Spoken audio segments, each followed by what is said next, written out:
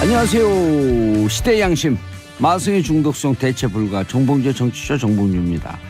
자, 지금 이 시간 여러분이 가장 많이 찾아온 실시간 검색어는 김관진 전 국방장관 석방 법원 방어권 보장 필요하다. 자, 대만에 지진 났습니다. 환태평양 불레고리죠. 규모 5.5 꽤 큰 강도의 지진 났고요.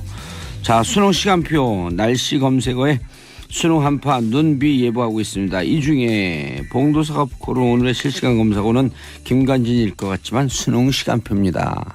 자, 수능 보는 학생들 지금 이 방송 들을 수 없겠지만요. 부모님들은 듣고 계시겠죠. 마음속으로 격려해 주시고요. 성적이 조금 못 나와도 격려, 잘 나와도 격려. 자, 귀한, 잘 보든 못 보든 귀한 우리의 아들, 딸, 대한민국 아들, 딸입니다. 자, 그런데 눈 예보죠. 눈과 관련된 노래 진우의 엉뚱한 상상 듣고 1부 들어오겠습니다. 채널 고정하소서. 예, 여진 다행이에요. 지금 시험 끝날 때까지 예. 땅의 신이시여 고정하소서. 진짜 절대 안 됩니다. 예. 자, 김관진 구속 11일 만에 석방? 오늘 실시간 검색어가 김관진일 정도로 그만큼 관심이 많죠. 우리가 이따가 아빠 뉴스에서도 다루긴 할 텐데. 예. 자, 김관진을 향한 칼날이 어쨌든 부러졌다. 휘어졌다. 그렇죠. 예. 끝이 휘어졌으면 그 다음 순서를 지를 수 없게 됐다. 제가 여기 처음 그 방송에 나와서 드렸던 말씀인데 그 MB 임관빈, 그렇죠. 이명박 대통령 전 대통령까지 가려면 김관진, 그렇죠. 김태효 단계가 있는데 예. 결정적인 고리 중에 하나가 김관진 장관입니다. 예. 그리고 김태효 요즘 추가로 이제 또 이동관도 가능성이 있다. 그렇죠. 근데 김태효 이동관을 건너뛰기가 어려워졌다. 그렇죠. 이명박 포토라인 세우기가 어려워졌다. 적폐청산이라는 것이 얼마나 어려운 것인가를 보여주는 단적인 예입니다. 우리 사회 내부에 강력히 존재하고 있는 안반과도 같은 수구 기득권 저항 세력들. 그 말도 그렇게 속삭이면서 하시나요? 그럼요. 예, 비장하잖아요. 알겠습니다. 몸에 비장이 상하면 다칩니다. 조심하십시오. 예. 예. 진짜 이제 MB 포토라인 초읽기에 들어갔다라고 봤다가 구속적 부심. 이게 보통 구속적 부심으로 나오는 경우는 10,000건 중에 한 건이 있을까 말까 하지 않아요? 매우 드물죠. 0.01%? 0.01 정도는 더 되고요. 예, 조금 더 되겠죠. 예, 한 10% 정도 되는 걸로 저는 알고 10%까지는 안 있는데요. 될 거예요. 예, 뭐 예. 통계는 정확히 모릅니다만 예. 정치적 사건을 구속적 부심으로 풀어줬다. 이것은 세력 간의 싸움에서 밀렸다 이렇게 보는 게 맞죠. 사법부에 대해서 이렇게 세력 싸움이다라고 얘기하기는 조금 민망하긴 하지만 아니요, 민망하지 않아요. 세력 그런가요? 싸움이라고 봐야 돼요. 최소한의 공정성을 좀 지켜주기를 좀 바라는 마음이 있습니다. 예, 한결의 공정성을 지켜야죠. 예, 아니 그쪽으로 또 튑니까? 예, 네. 알겠습니다. 공정성을 지키고 있습니다. 예, 예. 최선을 다하고 있습니다. 예. 자, 다음 뉴스. 수능 고3 또 다른 고3 이야기. 어제 촛불 들고 학생들 많이 나왔죠 거리에. 특성화고 실습생 이민호 군의 죽음.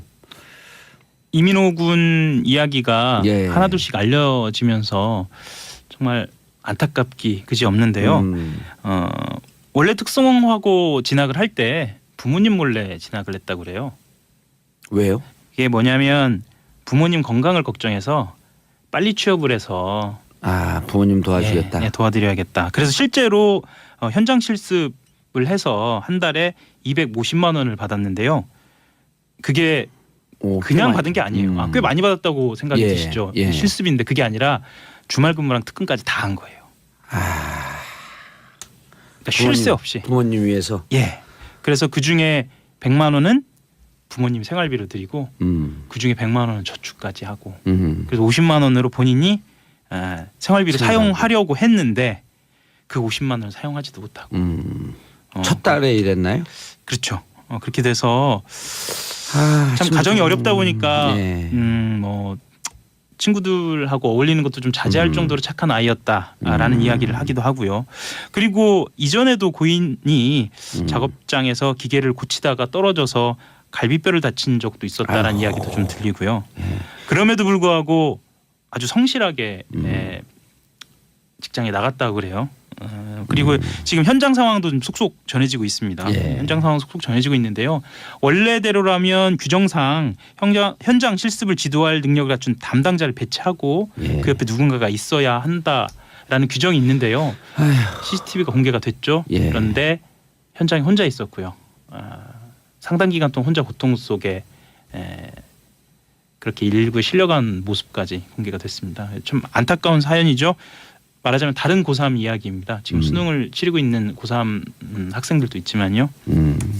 그리고 오늘 또 마침 생일입니다. 또 생일입니다. 그래서 오늘 제주시청 앞에서 추모문화제도 아마 열릴 예정입니다. 이게 뭐 그 이렇게 실습 나가는 학생들 여기뿐만 아니라 또 어제 그제도 저희가 소개를 해줬는데 너무 과로에 힘이 들어갔고 스스로 목숨을 끊은 친구들, 실적을 못 올려서 목숨을 끊은 친구들도 있고. 대체로 아마 근무 시간 외에 야간 근무랑 주말 근무까지 하는 것으로 알려졌습니다. 이건 철저하게 좀 조사가 필요한 대목입니다. 막 사회에 첫발 들이기도 전에 꽃이 피어보기도 전에 이렇게 우리 곁을 떠난 이런 이런 거 보고 정치인과 우리 정부 정말 반성해야 되는데 무슨 국회에서도 이런 다루거나 이런 움직임이 지금 없죠. 국회는 지금 없고요. 일단 대책위원회가 꾸려져 있고 국회도 곧 나설 것으로 보입니다. 그리고 나서야 하고요. 당연히 그래야 할 것 같고요. 제주 지역의 국회의원이 세 분 다 민주당 출신들 아닌가요? 맞습니다. 맞고요. 실제로 제주도 내에서는 21개 시민단체가 공동대책위원회를 꾸리기도 했고요. 좀 발빠르게 움직이고 있는 것으로 그렇게 보이고 있습니다. 시민사회운동단체도 움직여야 되지만 정치권이 움직여줘야죠. 정치권이 움직여야 실효적인 대책이 나오죠. 그럼요. 손흥 아침부터 가슴에 피눈물이 나네요. 손흥경님 어떡해요. 그리 효자들인데 피도 못하고 마음 아픕니다. 8672님 노동 현장에는 노동만 있을 뿐 노동자는 없습니다. 사람은 없다는 말이죠. 사람다운 사람이 먼저다. 대통령의 말씀인데 여전히 사람은 없다. 아유 가슴이 아픕니다. 정치권이 좀 적극적으로 빠르게 나섰으면 좋겠어요.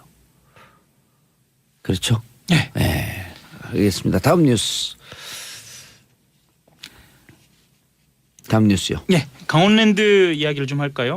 대표적으로 청탁받아 취업시킨 이것 때문에 굉장히 공분을 산 기업인데요. 이 강원랜드의 채용 청탁으로 공채가 진행된 사실이 이명박 정권 때도 있었다라는 보도가 나왔어요. 한겨레가 확보한 자료인데요. 2008년도 강원랜드 채용 자료를 보니까요.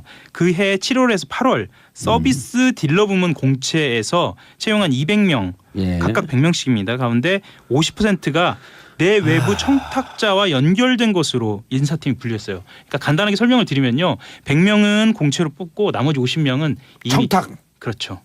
결정이 된 겁니다.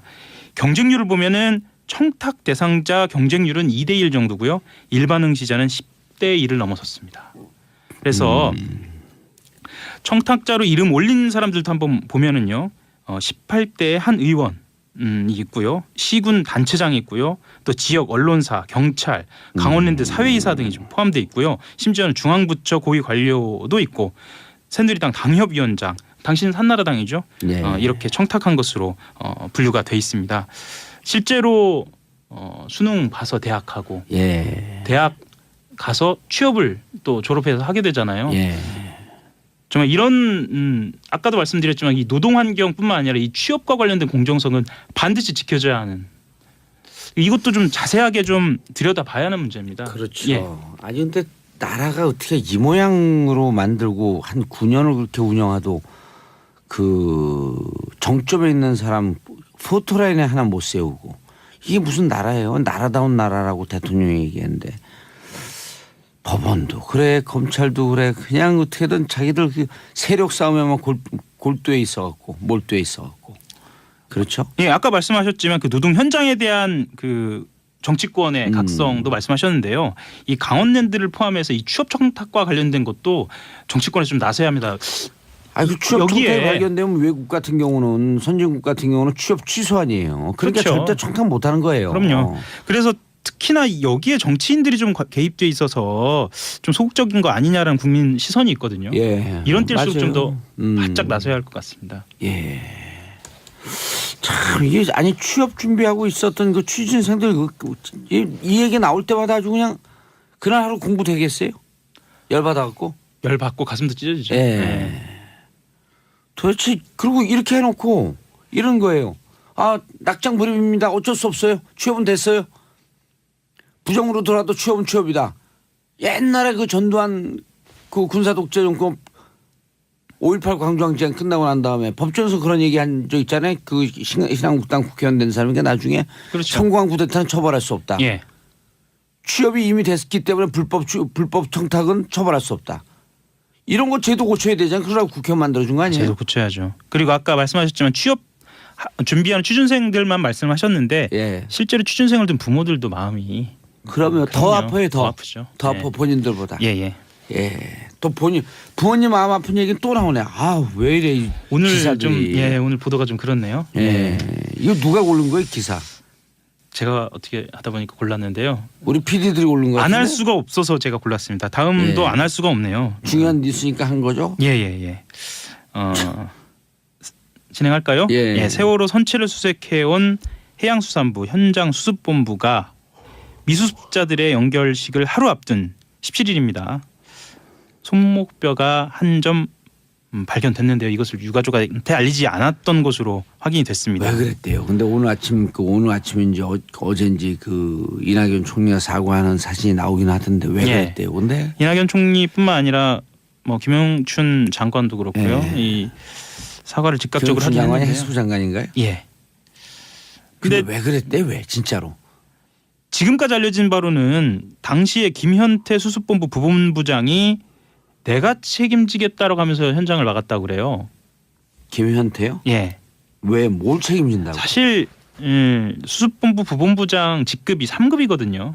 3급이면 물론 이제 낮은 직급은 아닙니다만 이런 국가적인 엄청난 일을 막을 만큼의 직급으로 보이지는 않거든요. 그러니까 뭘 책임진다는 거 왜 막았대? 이 사람 한번 좀 불러봐야 될 것 같아요. 지금 상황에서는 적절하게 지금 조사가 돼 있지 않기 때문에 추정할 수밖에 없는데 당시에 이제 그 연결식이 예고돼 있었고 예. 전남 목포 신항에서 세월호 가족들이 떠나는 것으로 돼 있었거든요. 나오면 안 떠난다. 그렇죠. 그걸로 보입니다. 추정이 돼서 그래서 또 좀 안 떠나서 수습하기가 편하고 이제 공무원들 편해진다. 그렇게 추정이 되는데 왜 그렇게 추정이 되냐면요. 실제로 이것을 이 사실을 알린 게 연결식 행사가 마무리된 직후에 알린 거거든요. 그래서 그건 누가 알렸어요? 공무원이? 예, 그렇죠. 그리고 내부 고발자에 아니면 정식으로 알린 거예요? 정식으로 알린 겁니다. 그리고 당시 추가 유해가 발견됐다는 사실은 수습본부 본부장 이름을 얘기할 것 같습니다. 이철조 본부장 예. 그리고 김초롱 수습반장 등 수습본부 쪽 소수 관계자들만 공유를 하고 있었어요. 그러니까 책임은 수습본부 부본부장이 지겠다라고 했지만 사실 본부장까지 알고 있었던 것으로. 있었고. 예. 이거 철저히 조사였고 이건 문책사항 아니에요? 문책사항입니다. 예. 그리고 대통령이 이미 지시를 징계사항이죠. 했기 예. 때문에요. 이거는 뭐라고 지시했어요? 철저히 조사하라. 그렇죠. 유감 표명했고요. 그래서 아까 말씀하신 그 법원에서 김관진 장관이 풀려난 상황뿐만 아니라 이것 또한 쉽게 이해할 수 없는 그러니까 적폐 세력들의 저항으로 볼 수밖에 없습니다. 그렇게밖에 볼 수 없어요. 끝났어요. 인사하시네요. 한겨레 하호영 기자였습니다. 예, 오선영 정말 이해가 가지도 않네요. 유가족 분들 두 번 죽이는 일이네요. 알겠습니다. 저는 광고 듣고 2부 아빠 뉴스로 돌아오겠습니다. 채널 고정해 주십시오. 정봉재 정치쇼 2부 순서 들어가겠습니다. 자, 남자들이 욱시글거리는 아빠들의 왕수다. 아빠 뉴스 정인설 한국경제신문 기자 자리하셨습니다. 안녕하세요. 정인설입니다. 예, 오늘 반갑죠. 네. 어제가 소설이었나요? 그랬던 것 예, 같습니다. 어제 소설이고 오늘 설설 기자네 사람들 눈이오니까. 다들 제 이름 그러면 눈사람인 줄 알아요. 예. 인설이라고 해서. 아 인설 사람인 줄 알았더니 눈사람이었다. 그러네요. 예. 사람인 자의 눈설자. 아 그러니까 눈사람. 눈사람처럼 생겼어요. 눈이 두 개 있는 거 보니까. 나 이제 자 그리고 손소 변호사님. 네, 안녕하세요. 예 자리하셨습니다. 자 고현중이에요? 표자로 보이지? 노안이 왔나? 고현중 기자 고현중 만평 작가 네, 안녕하세요. 고현중입니다. 예. 자, 샵 1035 문자 보내주시기 바라겠습니다. 9025님 여긴 천안인데 첫눈이 퐁퐁 내려요. 3620 여기다 님자를 붙이면 안 되네. 그렇죠. 번호 그 핸드폰에다 님자 붙이는 거 아니야? 그렇죠. 3620 소유자님 쓰시는 분. 네. 쓰시는 네, 님. 3620으로 문자 보내신 분. 이 커피 나오셨습니다하고 같은 거죠. 너무 이거. 그렇죠. 커피 나오셨습니다. 3620 봉도사님 여기는 뿅택 눈이 펑펑 내려요. 모두 다 안전운전하세요. 감사합니다. 최수진님 이럴 때는 이제 그렇죠. 최수진님 오늘 수지 맞으셨나? 오늘 이사하는 날인데 눈이 오네 일하면서 절망 중입니다. 왜요? 눈이 오니까 미끄럽고 불편할까 봐. 이사하기 힘들죠. 힘들구나. 김충식님 여기 부천 햇빛 쨍쨍해요. 저도 눈 보고 싶어요. 거울 보세요. 그럼 눈 보여요. 오늘 좀 심하네요. 그렇네요. 네. 거울 보시면 내 눈이 보여요. 아하, 아빠들 왕수다. 근데 오늘 화가 나갔고요. 왜요? 김관진 김관진 그리고 저거 뭐예요? 아까 이민호 군의 죽음. 제주의 예. 현장 실습 갔던 친구요. 예. 아유 속상해갖고 첫 번째 뉴스 정인 눈 기자님. 네. 어제 다 보셨을 거예요. CCTV 예. 기순한 JSA를 통해서 기순한 북한 병사의 동영상을 봤을 텐데 저는 바로 등 뒤에서 한 그렇죠. 2m, 3m 앞에서 조준 사격을 하는 그 장면을 보고 정말 다들 놀랐을 거예요. 그럼에도 불구하고 그때 못 맞힌 것 같아요. 뭐 관통은 안 했겠죠. 아마 권총을 쏴본 분들은 아실 텐데 권총 사격이 정말 어렵습니다. 권총 사기가 5m 앞에서도 못 맞춰요. 정말 못 그렇죠. 맞춰요. 근데 이제 나중에 AK 소총을 들고 있었던 엎드려 쏴를 했던 추격조 같은 경우는 좀 약간 늦게 합류를 했었고 그게 권총으로 다 맞은 거죠? 다 AK 소총도 같이 있습니다. AK 소총 탄알도 나왔어요? 맞습니다. 야 AK 소총을 맞고 사는 거예요? 그렇죠. 어깨 그리고 복부 대여섯 발 정도를 맞았다라고 하잖아요. 거기 그 지점에 AK 소총 반입이 가능한가요? 거기 정전협정에는 자동 소총은 소유를 금지하게 돼 있어요. 근데 이제 자동 AK 소총 같은 경우는 반자동 기능까지 있어요. 근데 또 대부분 남이든 북이든 다 자동 소총을 다 가지고 있답니다. 근데 이제 만일에 대비해서 그때 네. 한 10여 명이 또 증원 병력이 왔잖아요. 예. 그렇죠. 그런 다 병력들은 자동소총을- 다 아마 자동 소총일 겁니다. 기관총. 거기서 그 동영상 화면상에서도 맞습니다. AK 소총인데 먼저 있던 것과 좀 형태가 틀려요. 맞습니다. 거의 예. 기관총 같은 형태예요. 요새 사실 자동이 아닌 소총 찾기가 더 힘들 거예요. 예. 이게 지금 그렇죠. 상박, 그러니까 우리가 흔히 말하는 알통 쪽은 관통을 당했다 그러고, 예. 그리고 등 뒤쪽에서 맞아서 겨드랑이 쪽으로 이제 사입하고 또 사출이 이게 사이즈가 다르잖아요. 틀리잖아요. 그래서 네. 겨드랑이 쪽은 아예 터졌다 그러고 등 가운데로 들어간 부분은 장기를 아예 휘저어놨다 그러는 거 보니까 이게 소총이 맞는 것 같습니다. 네. 소총으로 맞았네. 장기 휘저 나왔으면 그 권총 탄환은 그렇게 못하거든요. 그렇죠. 그렇죠. 예. 뭐 함께 나왔다라고 하고요. 이제 다행히 기순한 북한군 병사는 회복이 되게 빨라서 소녀시대의 질을 듣고 그렇게 좋아했다라고 합니다. 이국조 교수의 표현에 따르면은 이런 표현을 잠깐 하더라고요. 특수 훈련을 받아서 아주 강인하다. 25세 예. 건장한 청년이고 미남이다 이렇게까지 얘기를 하더라고요. 예. 그러니까 그 판문점 근처에서 운전병이라고 할지라도 훈련을 강도 높게 받은 친구 같아요. 그렇습니다. 뭐 운전병으로 추정을 하고 있는 거죠 지금. 그리고 이제 자기도 운전했습니다라고 하는 얘기를 했다 그러잖아요. 맞습니다. 예. 근데 아주 긴 거리에 오는 동영상을 왜 이제서 공개했냐.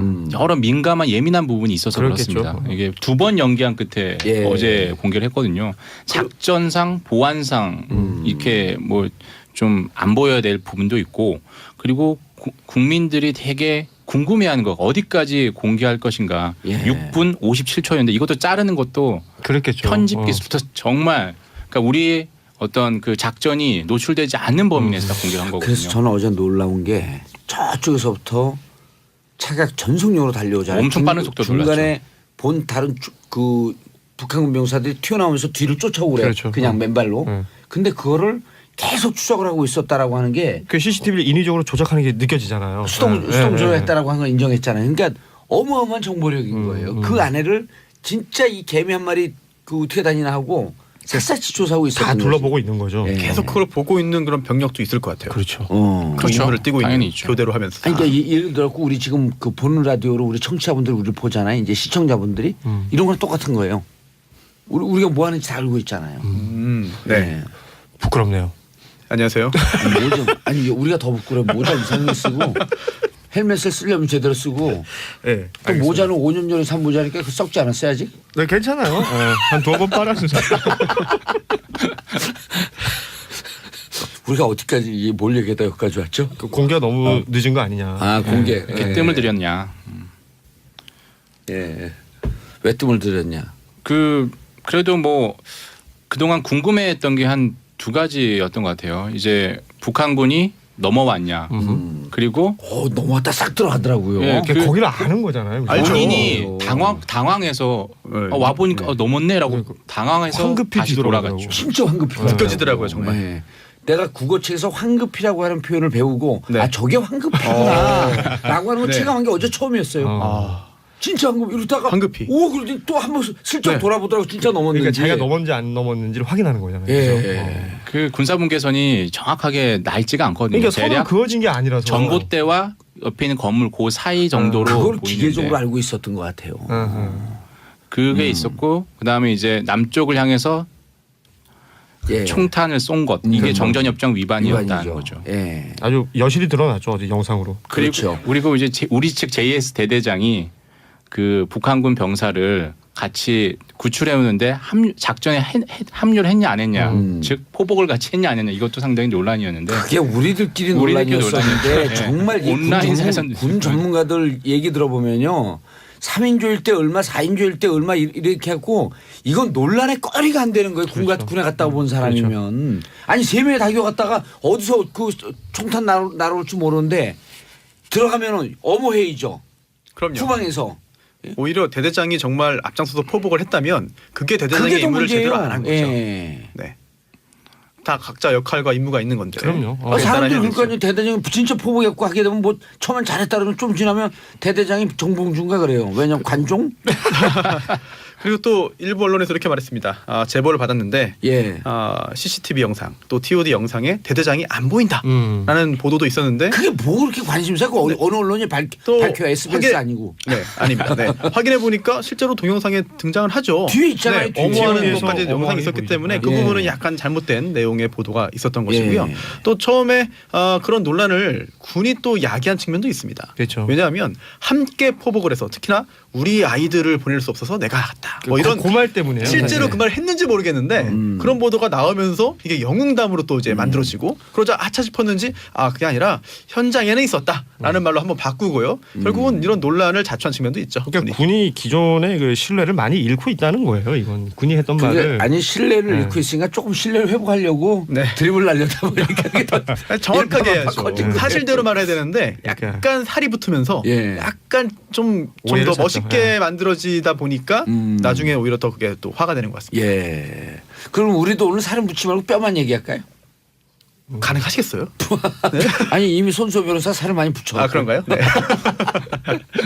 아까 우리 살 얘기했잖아요. 고기. 네. 나는 설렁탕. 그렇습니다. 자, 근데 북측에 항의해야 되는 거 아닌가라고 하는데 이거는 우리가 할 얘기가 아니잖아요. 아니 항의를 하고 이제 재발 방지 대책에서 회의를 하자라고 했는데 네, 정전협정위원회에서. 그렇죠. 네. 근데 이미 북한은 정전 협정을 무효를 선언했거든요. 2013년에. 그리고 또 흔히 얘기하는 한라인 있잖아요. 전화, 직통 전화 이걸 끊었습니다. 그렇죠. 그래서 지금 어제도 당신네들 유엔협정, 군사협정, 정전협정 위반이라고 육성으로 얘기했고 그걸 이제 어디에 북한 마이크를 통해서요? 그렇죠. 원래 학성기를 통해서 하다 어제는 그냥 바로 예. 사이가 얼마 안 되니까 육성을 네. 얘기했고 그걸 비디오로 찍어가서 아 니들은 들었다라는 걸 서로 이제 입증을 한 거죠. 그러니까 우리 듣는 청취자분들께서 이게 남북 관계 이렇게 통으로만 이해하지 마시고 어떻게 이해해야 되냐면 지금 우리가 북하고 무슨 뭐 얘기하려고 그러잖아요. 그럼 확성기 있잖아요. 거기다 대고 얘기해요. 이거 참 이명박근혜 정부 때 한 라인 다 끊어버린 거예요. 그러니까요. 그러고 와서 지금 뭐 외교가 어쩌고 안보가 어쩌고 그 9년 동안에 5.23 조치 그 김황자 씨인가 이현 네. 박광자. 박광자 두 개 다 한 거예요. 박광자 씨 죄송합니다. 박광자 씨 피납 그 피살 피격. 네. 피격 사건 이후에 5.23 조치하면서 끊었잖아요. 그래도 전두환 노태우 때도 한 라인이 있었잖아요. 그렇게 끊어지지 않도록 유지해야 되는 게 사실 유지해야죠. 의무인데 그럼요. 그거조차 못했다는 거는 실패죠. 당시 정권에. 그 정권도 아니라는 거죠. 남북 관계의 나라가 파탄을 야기한 거죠. 아휴 그러고 나서 뭐 진짜 앞에서 얘기할 때 얼마나 민망했었게 이게 나라냐라고 하는 그 말한 사람도 생각이 났을 거거든요. 지금 미국도 뉴욕 라인을 포함해서 네. 저기 트럼프도 그랬잖아요. 서너 개 경로로 대화를 하고 있다 북한과. 그렇죠. 해야 되는 거예요. 당연히 해야 되는 정작 거고요. 당사자인 우리가 그 라인이 없다는 건 이제 이건 넌센스예요. 넌센스예요. 아니 그 얼마 전 남한산성 봐도 전쟁을 하면서 백기 들고 가잖아요. 대화하려고. 네. 그렇죠. 장성급 군사회담이 실제로 2009년 이후에는 열리지 않았거든요. 남북 간 장성급 군사회담이. 그래서 이번에도 회담하자고 했지만 북측이 응할지는 응하지 않죠. 가능성은 상당히 낮죠. 없으면 사병급 군사회담이라도 좀 해야지.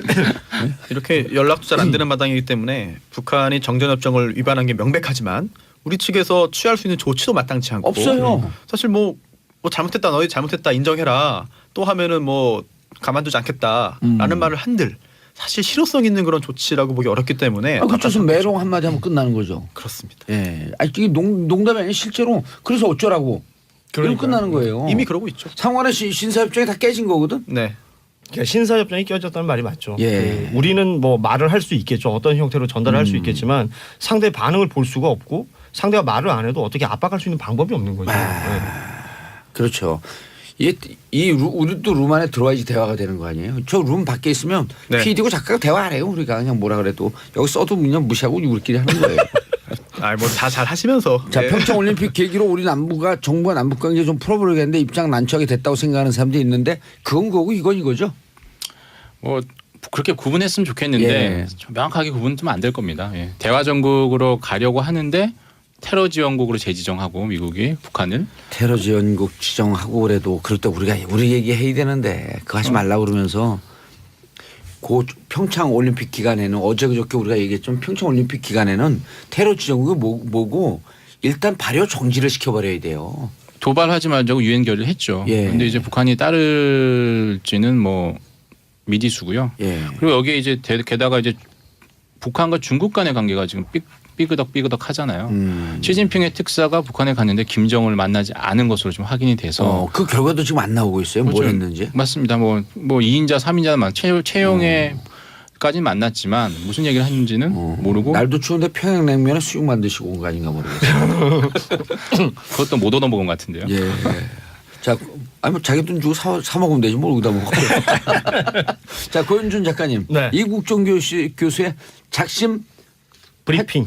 팩폭 브리핑. 그렇죠. 예. 이게 그 JSA에서 귀순한 병사의 영상을 공개한 것만큼이나 이게 이야기거리가 많습니다. 예. 아 근데 그 전에 예. 미군 119 헬기를 타고 오면서 거기서 응급 조치를 해서 생명을 구할 수 있었다라고 하는 일부 보도가 있는데 그것도 맞는 얘기인가요? 그러니까 결국은 시작이 될 때, 그러니까 병사를 인도를 한 이후에 예. 병원으로 이송할 때 이미 그 라인이 있나 봐요. 이국종 교수에게 무전이 왔었고 그 현장에서 조치를 취했던 분들이 이국종 교수의 말에 따르면 펄스가 잡히지 않는 정도다. 이게 맥이 거의 없다. 아하. 굉장히 그 위박한 상황이고 그 이국종 교수도 어느 정도 그 정보를 가지고 환자를 만났을 때 그 어제 표현은 그렇게 하더라고요. 그러니까 혈압이 60 아래였고 맥은 거의 잡히지 않는 상태였고 네. 그리고 수혈이 필요한 상태에서 수혈을 하면서 조치를 취해 갔는데 뭐 저희가 조금 전에 얘기했지만 이 귀순 병사의 회복세가 생각보다는 빨랐다. 본인이 생각한 것보다는 훨씬 빠르게 지금 진행이 되고 있다. 처음에 이런 얘기도 나왔었잖아요. 혈액형 몰랐고 그렇죠. 모든 혈액이 다 가능한 O형 비상 대기를 혈액이 하고, 예. 대기했었던 O형을 투입했다. 이런 식으로 그 어찌됐건 지금 온 국민이 관심을 가지고 있는 환자잖아요. 말하자면 그 환자의 치료를 두고 그리고 이 치료에 대한 이 공개, 이 브리핑을 두고 정의당의 김종대 의원이 그 표현을 인격 테러라는 표현을 썼어요. 그러니까 말하자면 의료법상 환자의 개인 정보를 이 공개하거나 노출시키는 것은 금지되어 있는 것인데 이것을 그 공개한 것에 대해서 문제를 삼은 것이죠. 그러니까 이 공개를 한 것에 대해서 제가 보기엔 그렇습니다. 이국종이라는 의사 한 사람을 위해서 비판하고 비난하기 위해서 말을 했던 것 같지는 않고요. 다만 김종대 의원이 그렇게 살아오지 그렇죠. 않았어요. 다만 이제 이런 것들을 공개할 수밖에 없게 한 어떤 정부의 정책 혹은 그 과정 그리고 이 환자의 상태를 일거수일투족 아주 자극적으로 써냈던 언론들 맞아요. 네, 그 이런 것들에 선정주의. 대한 그렇죠. 이런 것들에 대한 비판이 결국 화살이 이국종 교수 이 브리핑을 한 당사자이기 때문에 이국종 교수에게 전해진 것처럼 느껴졌었고 그리고 여론몰이를 하고 있었던 네티즌들. 그렇죠. 예. 댓글이라든지 이런 게 뭐 너무 심했었고 그리고 이국종 교수는 그 사안에 대해서 자신의 입장을 진짜 조목조목 왜냐하면 이게 네, 죄송합니다. 그 아덴만의 여명 작전 이후에 석혜균 선장을 치료하고 나서도 네. 이국종 교수가 이 관련된 공격을 굉장히 많이 받았었다고 하더라고요. 그러니까 예를 들면 석혜균 선장 같은 경우는 그 의료 정보를 거의 공개를 하지 않았답니다. 그러니까 살갗이 노출되는 것을 이게 본인도 꺼려해서 그 엑스레이 사진만 보여줬었는데 언론에 브리핑할 때 당시에 예. 그걸 두고 의료계 내부에서 심각한 부상이 아님에도 불구하고 이국종이라는 의사가 대단한 처치를 한 것처럼 언론 플레이를 하고 있다. 아 본인이 좀 뜨려고. 그렇죠. 그런 비난들이 있었다라는 거예요. 어허. 그러니까 이국종 교수는 얼마나 억울하겠습니까? 예. 그러니까 이 부분에 대해서 이번에도 그런 상황이 벌어질 것을 염려해서 예. 진짜 말 그대로 작심 브리핑을 해 나갔던 것이죠. 그리고 그 안에서 지금 자극적인 표현들 뭐 기생충이라든지 예. 뭐 변이라든지 손은 이러지 마세요. 예, 이런 것들 때문에 왜 이래 손을. 네, 이런 것들 때문에 지금 뭐 얘기가 되고 있는데 이걸 결국 펼쳐졌던 사실관계를 두고 보면 설왕설래할 게 아니라고 보이는데 이걸 해석하고 있는 부분에 대해서 뭔가 자신들의 색깔이 들어가면서 아하. 이게 문제가 되고 있는 것 같아요. 아, 그리고 또 이국종 교수 같은 경우는 지난 2013년 4.16 그 세월호 참사 났을 때 2014년 예. 그때 헬기를 타고 비상 헬기를 타고 뜨면서 모든 헬기 비상 헬기가 앉아 있는 그 상황을 한번 얼마 전에 뭐 강연에서 그렇죠. 예. 공개를 했잖아요. 예. 울먹이면서 우리 비상 대기할 수 있는 헬기가 뜨질 않고 있다. 그렇죠. 우리만 뜨고 있다. 그러니까 이제 자칫 잘못하면 또 다른 쪽에서 저건 무슨 색깔을 갖고 있는 거 아니야? 세월호 색깔로 보고 있는 거 아니야? 이렇게 선입견을 갖고 있던 사람들이 공격하고 그랬다고요. 그러니까 이거를 정치적으로 해석하는 것에 대한 문제인 것 같아요. 예. 그 이국종 교수가 지금 말씀하신 것대로 헬기를 타고 위에 떠서 봤을 때 헬기가 뜨지 않았던 건 사실관계잖아요. 그렇죠. 이 사실관계를 두고 사실관계를 그대로 받아들이지 않고 해석을 자의적으로 하는 사람들이 있다는 거죠. 지금도 이 김종대 의원과 이국종 교수 이 두 분의 설전이 맞는 건지 저는 그 부분도 더 사실은, 이상해요. 예, 두 분이 똑같은 의심스러운데, 생각을 하는데 자꾸만 사이는 설전을 벌였다 이렇게 몰아가죠? 그렇죠. 그런 것들을 두고 정치권에서는 또 나름의 정치적인 해석을 하고 있단 말이에요. 대표적인 게 이제 자유한국당의 그 김진태 의원인데 예. 이번 일로 북의 지옥 같은 실상이 드러나니 화가 나나 보다. 이게 무슨 말일까요? 그럼 김종대 의원이 북에서 왔다는 사람이에요? 뭐 그런 듯한 어떤 뉘앙스로 표현을 해버렸기 때문에 이런 것들이 사실은 정치적인 수사지 않습니까? 예. 그러니까 이런 정치적인 어떤 해석이나 의도를 가지고 던지는 발언들이 문제가 되는 그럼 것이지. 제가 김진태 의원한테 정치적 의도를 갖고 한마디 해볼까요? 해주세요. 반드시 해주세요. 재판에서 살아나니 입이 풀렸나 보네. 얼마나 기분 나빠요? 네.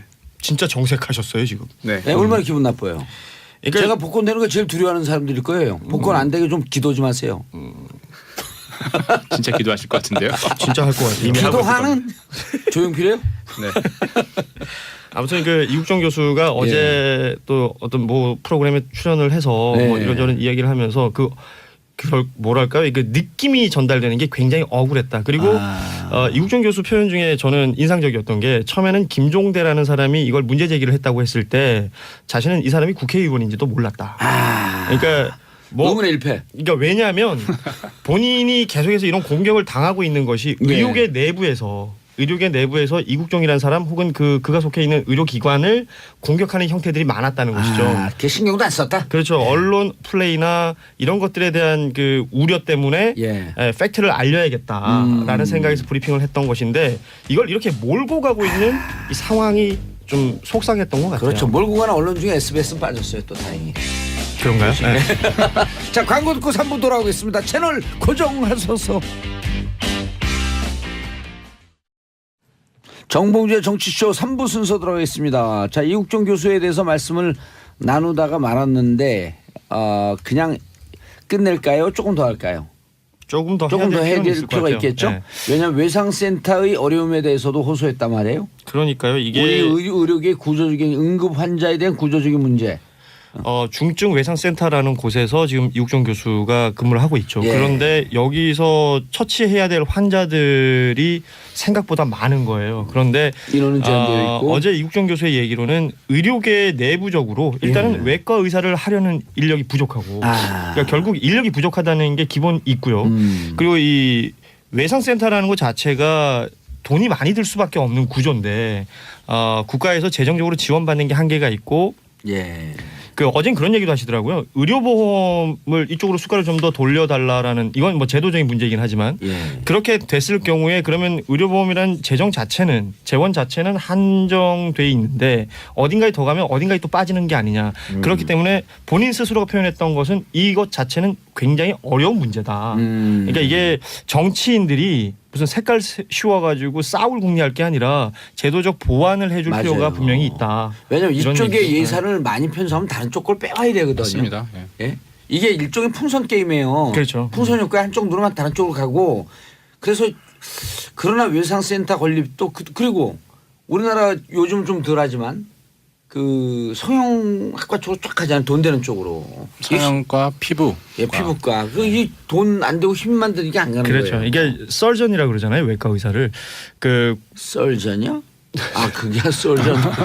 깜짝이야. 아무튼 80년대 말 90년대 네 초반까지는 의대에서 외과 의사를 지망하는 학생들이 굉장히 많았었다고 해요. 그런데 그 이후에 성형외과가 분과가 되고 그게 돈이 되고 이러면서 대부분의 의대 학생들이 성형외과를 1지망을 하게 되고 실제 외과 의사들은 나오질 않는답니다. 어제 이국종 교수도 혼내고 싶어도 혼낼 후배 전공의들이 없다. 혼내면 가니까 또. 예, 뭐 그런 얘기를 하시더라고요. 알겠습니다. 이런 거랑 똑같은 거 이게 처음에 이 10시에 시사 프로들 안 해요. 다 죽으니까. 오전 10시에요. 예. 새벽 아니면 저녁인데요. 그렇죠. 새벽 아니면 저녁이죠. 그 10시에 들어갔고 우리가 이제 이게 네. 그 짝파서 터트렸잖아요. 그러니까 선구자. 서로 들어오려 그래요. 그럼 못 들어오겠죠 제가. 들어오면 감옥 가고 싶어. 여기서 완전히 개척을 한 거예요. 네. 그 CNN에서 취재 오려고 그러는데 오지 말라 그랬어요. 바쁜데 뭐 오냐고. 아쉽네요. 아쉽네요. 제가 취재할게요. 아쉽네요. 제가 먼저 할게요. 예. CNN에 이게 크로스 체크 해봐야 됩니다. 네. 알자지라도 온다는 도움이 든데. 알자지. 크로스 체킹 네트워크 뉴스. 그래서 그게 CNN이에요. 그렇군요. 네. 알겠습니다. 자, 손수호 변호사님. 네. 우리가 웃을 상황이 아니에요. 그렇습니다. 김관진 국방부 장관이 풀려났는데 이거 네. 어떻게 봐야 돼요?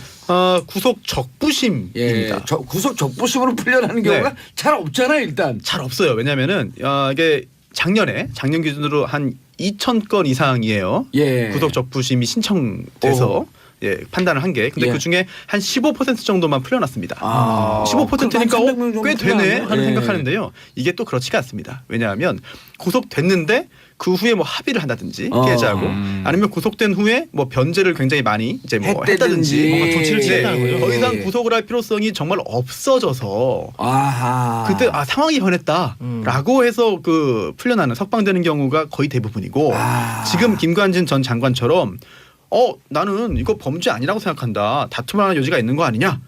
그리고 이거 나는 지금 증거인멸할 염려도 없고 죽어도 확실한데 도주 뭐 안 한다. 이거 판단 잘못된 거다라고 정식으로 법리 다툼을 해가지고 풀려나는 경우는 저는 사실 못 봤어요. 잘 보기 어려워요. 그래서 그래도 애초에도 우리에게 큰 그 하나의 역사적 이벤트를 줬네요. 못했던 걸 했으니까. 그렇습니다. 물론 굉장히 여러 사람에게 이게 되는구나 하는 그런 신선한 그런 뉴스를 주긴 한 건데 신선하네요. 그건 신선하지 네. 않아도 돼요. 그런 네, 건. 하지만 지금 검찰이 이렇게 말을 했죠. 오늘입니다. 오늘 이제 그 중앙지검 2차장 검사가 말을 했는데요. 약간 좀 당황을 한 것 같습니다. 그러면서 이번에 그 구속 적부심을 거쳐서 석방이 됐지만 예. 우리는 이렇게 본다라고 했는데요.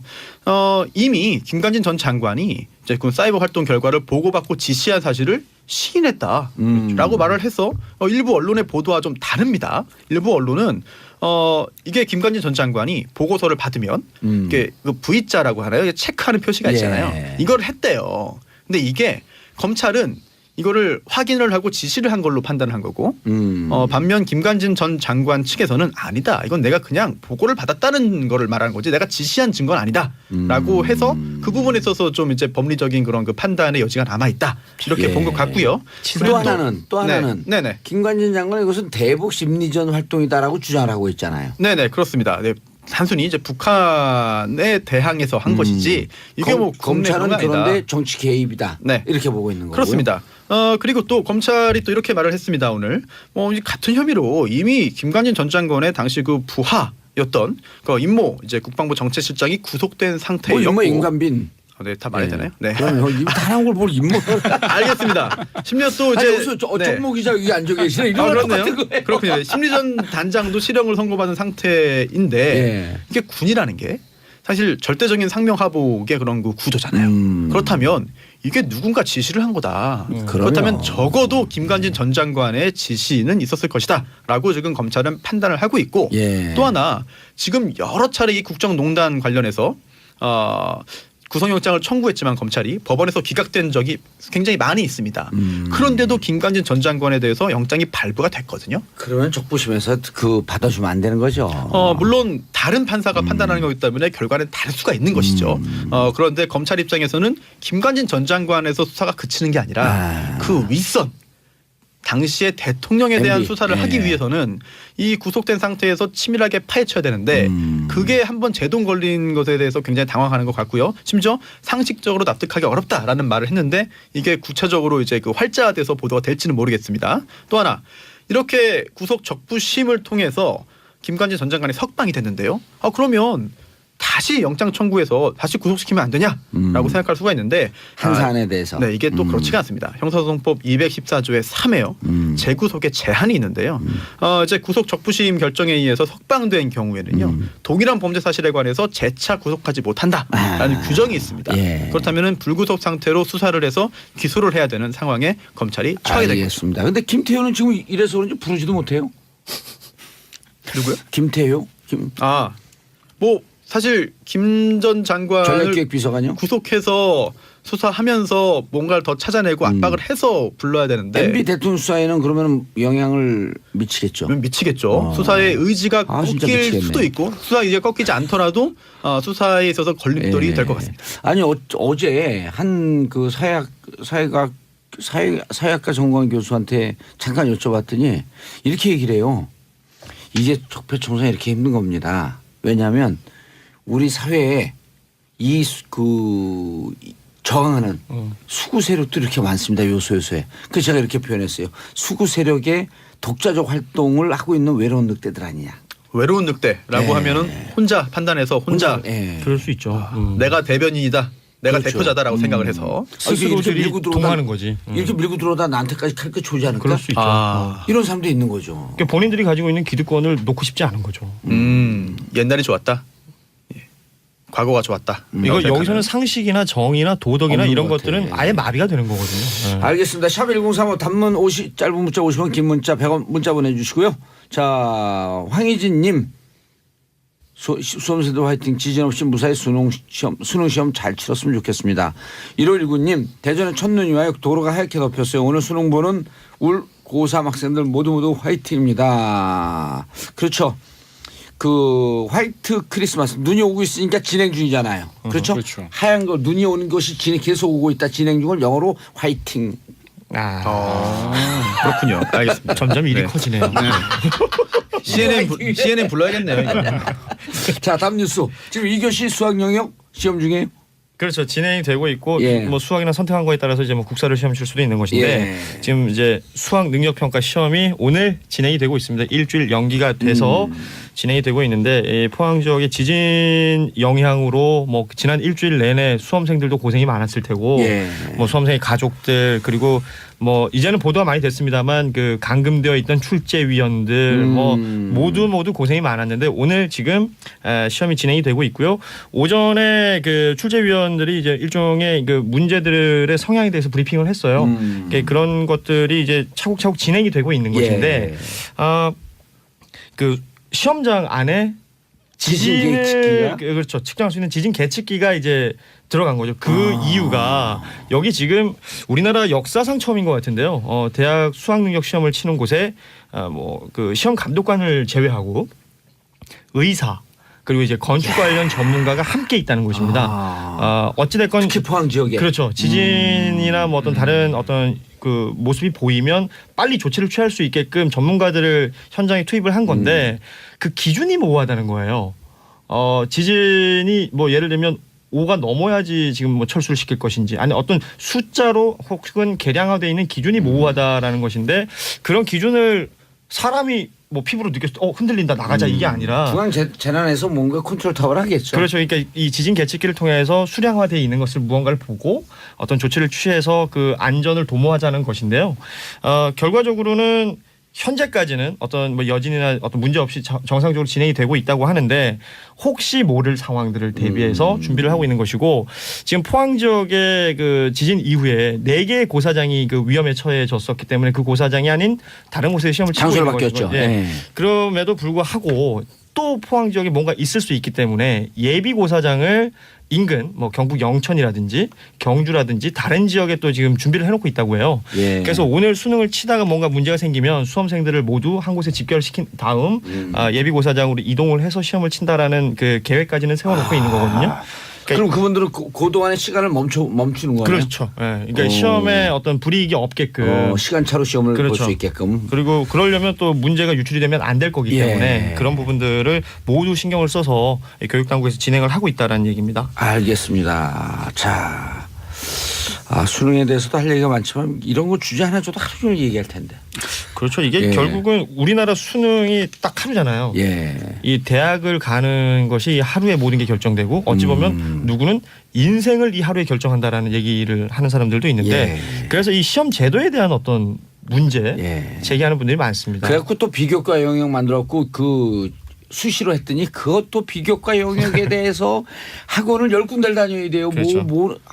학원 전문가시니까 또 잘 근데 아시잖아요. 그렇다 해도 정말 시험 하루, 시험 하나에 모든 걸 결정하는 거는 사실은 옳지 않죠. 예전 스타일이기 때문에 지금 이제 탈피하고 벗어나야 됩니다. 그래서 문제은행식으로 했고 1년에 한 서너 번, 두세 번 이렇게 봐서 자기가 원하는 택하는 그렇죠. 토플, 토익 다 그렇잖아요. 네. 계속 시험 받고 좋은 점수로.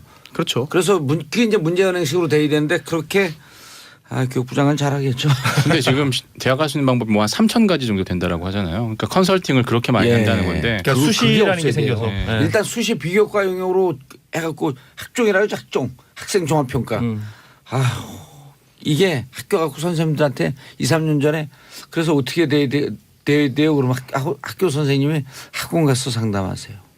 사실 불가능한 거예요 상담이. 우리나라 국민들이 시험에 대한 어떤 그 신뢰성 또는 시험 옛날 과거제도죠.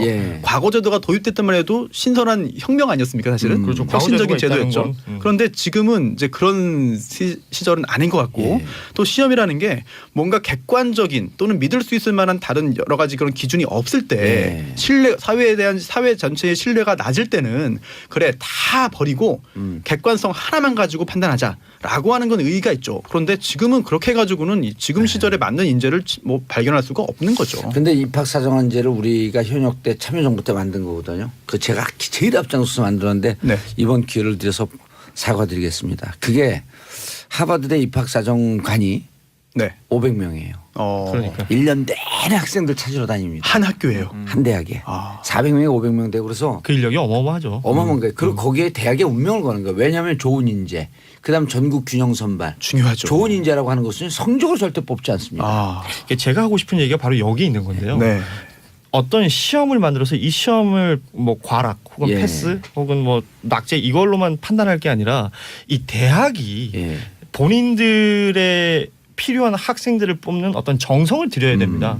이게 지금 나라에서 만들어놓은 시스템으로만 운용을 하려고 하다 보니까 예. 문제가 생기는 거고 단 하루에 모든 게 끝이 나는 거고 그 예를 들어 외국 같은 경우에 뭐 문제은행식 뭐 다양한 형태의 것이 있는데 시험이라는 게 있죠. 거기도 뭐 SAT 있죠. 이런 SAT 것들 기본 이런 것 기준 시험에 그렇죠. 그냥. 자격 시험이거든요. 그러니까 이 수능이라는 것을 단 하루에 모든 걸 결정내 버릴 수 있게끔 만들 것이 아니라 자연스럽게 이렇게 흐트러뜨릴 수 있는 그런 시스템이 필요할 것 같고 대학이 신경을 써야 된다. 그래갖고 저는 흐트러뜨리자고 했더니 지금 이제 어떻게 뽑는지 기준도 없어요. 그럼 우리만의 공개할 수 없는 기준이 따르면서 온갖 부정한 방법들이 다 도입되고 있는 거예요. 그렇죠. 그래서 뭐 테니스장에 흙 깔아주고 들어가는 애들도 있고, 예. 뭐 이게 말 사주고 들어가는 애들도 그럼요. 있고, 뭐 이런 얘기들이 자꾸 나오는 거지 않습니까? 예. 아, 참, 그래 이게 그 우리나라는 이 시험 때문에 아유 시험 잡는 대통령 사람 나오면 대통령 100년 해도 되는데. 힘들죠. 교육. 알겠습니다. 다음 뉴스. 정희석 기자님 구글이 빅브라더 야욕을 드러냈다. 이거 오래전서부터 나온 얘기인데요. 맞습니다. 이게 지금 처음이 빅데이터 아니에요. 갖고. 처음이 예. 아닙니다. 이게 원래 2010년에도 구글이 스트리트 뷰, 그러니까 거리 지도 만들 때 불법적으로 위치 정보 서비스를 이용했었고 이번에는 이제 위치 기반 서비스를 하는 애플리케이션을 깔지 꺼놔도, 않아도 네, 꺼놓고 꺼놔도, GPS 기능을 꺼도 심지어 초기화를 해도 그 사람의 이용자의 위치 정보를 다 가져갔다는 거죠. 불법적으로 몰래. 어? 그러니까 이건 훔쳐봤다는 거 아닙니까? 그렇죠. 어떻게 사실 되는 거? 이게 그 이론이 어떻게 되는 겁니까? 그러니까 보통 우리가 뭐 앱 위치 기반 서비스 하는 게 이제 뭐 맛집을 예, 이용 예. 내 주변의 맛집을 검색하려면 그 위치 기반 서비스 앱을 하거나 그렇죠. GPS 내가 기능, 어디 위치에 있다라고 하는 게 알려줘야 될 거 GPS 아니에요. 기능을 켜야 되죠. 예. 제가 허용을 해야 되는 거잖아요. 근데 GPS 기능 끄고 심지어 앱도 지워버리고 그리고 심지어 초기화를 해도 나의 위치 서비스가 그대로 노출이 됐다는 거죠. 그럼 이 핸드폰에 뭔가 이게 장착이 돼 있다는 그렇죠. 거 아니에요? 예. 디바이스 자체가 움직이면 이 모든 것이 기록이 남고 이걸 구글에서 불법적으로 나의 어떤 동의 없이 수집을 다 해버렸다는 거죠. 아니 하드웨어적인 겁니까? 소프트웨어적인 겁니까? 소프트웨어적인 소프트웨어죠. 거죠. 그럼 네. 부착이라기보다는 설치가 되어 있는 거네요. 그렇죠. 구글의 네, 안드로이드 설치하는 이미 뭐 세팅이 다 돼 있다고 OS에 하죠. 네. 그런 기능이 있는 거죠. 볼 수 있는 기능. 그건 우리가 어떻게 할 수 없는 거죠. 구글에서 서비스를 하는 거니까. 아 그러면 그거는 핸드폰 우리나라에 있는 그 여러 큰 회사들이 있잖아요. 제조업자. 그 제조업체도 사실은 그 소프트웨어를 사서 장착해서 만들어 파는 건데 알지 않았을까요? 제가 어제 재미있는 얘기 들었는데요. 미군 부대가 있는 곳에 드론을 날릴 수가 없다. 근데 그 이유가 드론 소프트웨어나 드론들이 대부분 중국제이기 때문이다. 그 미군 부대 이제 어떤 그 뭐야 저 퍼밋을 받으려고 예. 서류를 했는데 드론을 띄우는 걸 못 띄우게 하는 것이 아니라 중국제 제품이 들어간 것이면 안 된다라는 거예요. 그 이게 안에 뭔가 있을 수 그렇죠. 있다라고 하는 위험성 때문에 이게 그러네. 이 디바이스들이 이게 뭐 휴대전화든 아니면 요즘 워낙에 IT 기계들이 많으니까 이 안에 뭐가 있는지 우리는 모르잖아요. 그렇죠. 근데 이런 것들이 어떻게 활용되는지 그들끼리는 아는 것 같아요. 예. 그러니까 이거 무서운 거예요. 실제로 중국에서 만든 휴대전화 안에도 정말 모든 걸 다 가져갈 수 있는 그런 게 설치되어 있다. 이런 이야기들은 공공연하게 지금 나돌고 있고 또 일부는 확인되고 있는 상황이거든요. 기술은 누구나 쓸 수 있는 것 같아요. 어려운 기술은 아닌 것 같아요. 소치 동계올림픽 때 네. 그 푸틴이 모든 핸드폰 모든 그 전화 이런 데다가 법을 통과시켜 95년도에 법을 통과시켜 갖고 셋탑박스를 설치하게 돼 있어요. 그냥 합법적 감청. 그럼 미국 선수들 거기 참여하는데 미 정부에서 선수들에게 다 경고문을 날려요. 핸드폰이나 이런 걸 하게 되면 너희가 원치 않는 정보가 다 러시아로 들어갈 것이다. 그래가지고 러시아가 아주 조직적으로 도핑까지 했잖아요. 그때 약물까지. 그렇죠. 네. 아니 그런데 이 핸드폰 구글 서비스를 쓰는 순간 내 모든 데이터가 다 털리는 거 아니에요. 이번에 정보. 위치 정보는 다 간다는 거죠. 사실 구글이 굉장히 큰 회사잖아요. 엄청나게 네. 큰 회사인데 우리나라에서 큰 회사예요? 엄청 크죠. 가보질 않았고 잘 모르겠어요. 저도 가보진 않았지만 들었습니다. 소문을. 네. 네. 근데 이제 우리나라 이용자 중에 저를 포함해서 구글을 선호하고 구글을 쓰는 분들이 이유가 많겠습니다만 그 중에 하나가 우리나라에서 쓰면 우리나라 업체 거를 이제 많이 쓰고 하면은 나중에 추적당할 수 있다. 공개될 수 있다. 나도 모르게 유출될 수 있다. 그래서 미국에 정보가 서버를 다 두고 털리니까 있고. 네. 우리나라 지금 또 댓글하고 뭐 네, 사이버 그렇죠. 사령부 국정원 뭐 네. 이 하는 거 네. 우리가 다 털릴 것 같으니까 이메일도 그렇고. 진짜 우리 그 국회의원 시절에도 이거 다 우리나라 이메일 쓰면 네. 다 털리니까 Gmail 써야 된다고 그래요. 하는 사람들이 많았어요. 그래서 그 내가 지메일이 구글 거거든요. 그 네. Gmail 구글 아니었어. 내가 속으로 짤데기 없는 소리 하고 있네. 그래서 저는 안 쓰고 있거든요. 네. 잘했네. 결국 그런 생각에서 구구를 좀 선호하는 사람들이 많이 많아요. 있는데 특히 그 영 제너레이션 20대 때. 아 영어였군요. 예. 좀 깜짝 놀랐습니다. 그래서 영재 어쩌고 저쩌고. YG. 저도 영재라고 그래가지고 영재만 쓰는 건 아닌데. 기성 의료진이죠. 예. 네, 그래서 그런 좀 많은 실망감을 느낄 수밖에 없을 것 같아요. 네, 예. 김영재. 근데 실제로 2010년에도 이 비슷한 일이 있었는데 이제 경찰이 수사를 했어요. 근데 이미 그 빼돌린 정보가 다 해외로 나가 있었던 거죠. 그러니까 수사 자체가 되게 힘들었어요. 조치를 못 취하는 거네요. 서버망이 전부 다 해외에 있으니까 뭐 압수수색을 해도 국내에는 아무것도 없는 거예요. 껍데기밖에 없는 거죠. 사실. 야. 이게 법적으로도 문제가 될 소지가 충분히 있습니다. 일단 그 위치 정보의 보호 및 이용등에 관한 법률, 위치정보보호법이 있고요. 또 정보통신망법, 정보통신망 이용 촉진 및 정보보호에 관한 법률. 그 뒷나라 법이다 이러면 어떻게? 우리나라죠. 아니 전기통신사업법 등등도 있고. 그런데 이게 우리나라 법인데 이거를 위반했을 경우에 기타 관련된 법령도 굉장히 많을 겁니다. 정말 엄청 많을 건데 이거를 외국 법인 또는 외국인이라고 해서 우리나라에서 우리나라 법을 위반하면 처벌은 가능해요, 당연히. 그리고 또 처벌뿐 아니라 우리나라에서 사업을 하는 사람들이잖아요. 돈을 벌겠다는 사람들입니다. 그렇다면은 사업에 실효적인 어떤 제재를 가해서 불이익을 줘야지 이거 뭐 형사적으로 어떻게 해봤자 사실 큰 타격을 못 주거든요. 아유, 특활비 다 뿌렸을 거예요 벌써. 그런가요? 장사에 방해가 되는 그런 그 조치를 취해야 조금 꿈쩍할 텐데 네. 그 동안의 행태를 볼 때는 글쎄요. 뭐 별로 겁먹고 있지는 않을 것 같습니다. 그러니까 겁 안 먹었어요. 제가 보기엔. 겁 안 먹죠. 어떻게 조치를 어떻게 취해야 됩니까, 정 기자님? 사실 저 이번에도 수사를 한다고는 합니다. 근데 이제 뭐 이 불법적으로 위치 정보를 수집하면 3년 이하의 징역과 3천만 원 이하 벌금이라고 하는데. 구글 회장을 징역을 살린다고요? 그렇죠. 아니 뭐 구글 코리아 법인이거나 그렇게 되겠죠. 근데 뭐 사실 실효성 없죠. 실효성이 네. 없죠. 예. 그런데 진짜 어마어마하게 우리 정보를 갖고 가 있을 텐데. 구글의 모토가 옳은 일을 하자. Do the right Do the thing. right thing. 예. 그리고 악마가 되지 말자. Don't be the evil인가요? 뭐 그렇게 하는데. 아니 근데 이게 구글 전직 직원이 폭로한 거 아닌가요? 이번 같은 경우에는 이제 그게 밝혀졌죠. 그냥 이런 누군가 해킹을 해서 그러니까 어떤 그 해킹을 해서 이거 보니까 이들 위치 정보 보고 있던데 맞냐라고 확인을 하니까 그때 구글이 시인을 한 거예요. 그러니까 화이트 해커가 그렇죠. 그 공공의 목적을 위해서 하는 사람들 화이트 해커라 그러잖아요. 그렇죠. 자꾸 들어가 봤더니 니들이 나보고 있었네?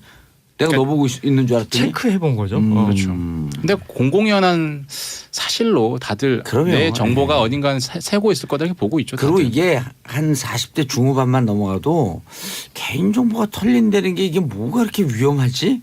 이렇게 감히 그렇죠. 예. 그 체감도가 떨어지는 분들이 많아요. 이게 20대 30대의 체감과 물론 나이든 아재분들을 무시하거나 폄하하는 건 아닌데 개인정보 털린다는 것이 어떻게 내 삶에 영향을 직접적인 주는지. 영향과 피해를 줄까. 이런 거에 민감도가 다른 거죠. 민감도가. 그렇죠. 예. 체온이 틀린 거예요. 한번 유출되면은 사실은 이게 회복을 하기가 어렵습니다. 방법이 있어요. 우리가 뭡니까?